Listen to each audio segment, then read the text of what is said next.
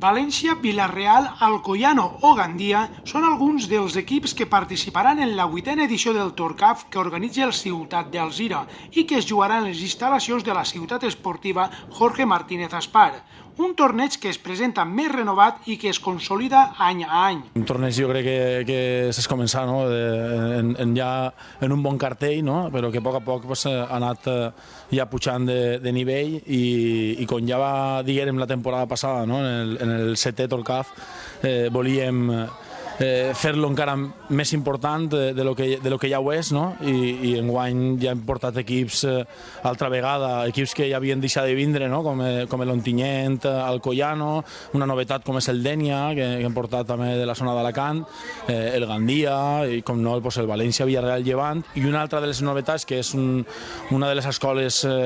que avui en dia amb la comunitat valenciana més està creixent, com l'Alboraya. Este torneig acollirà a vora 900 xiquets repartits en més de 40 equips. Tota una demostració de que l'aposta per el futbol base i la cantera dels equips és important per als directius d'este equip alzireny. Intentem traure el màxim rendiment als xavals, intentant que se facin futbolistes, que se facin bones persones i sobretot que facin l'esport que els agrada, i que és donar l'oportunitat a aquests xavals de disputar tornejos d'esta importància.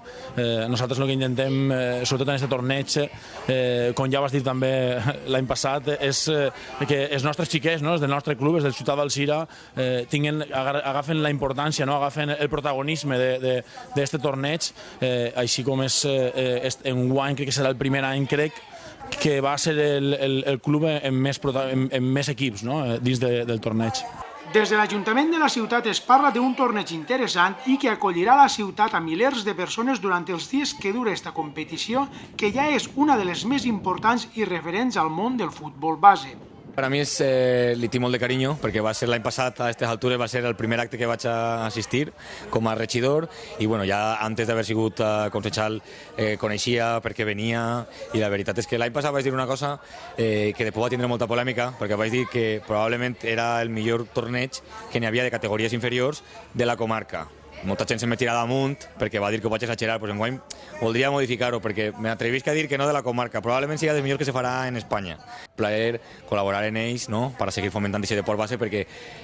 la veritat és que són 2 setmanes, 2 caps de setmana en la que veus a xiquets en tantíssima qualitat que és molt difícil que molts d'ells no apleguen molt lluny el dia de demà. Este torneig es jugarà els dies 12, 13 i 14 de setembre en quant a les competicions de futbol 11. El cap de setmana següent, els dies 19, 20 i 21, tindran lloc les competicions de futbol 8.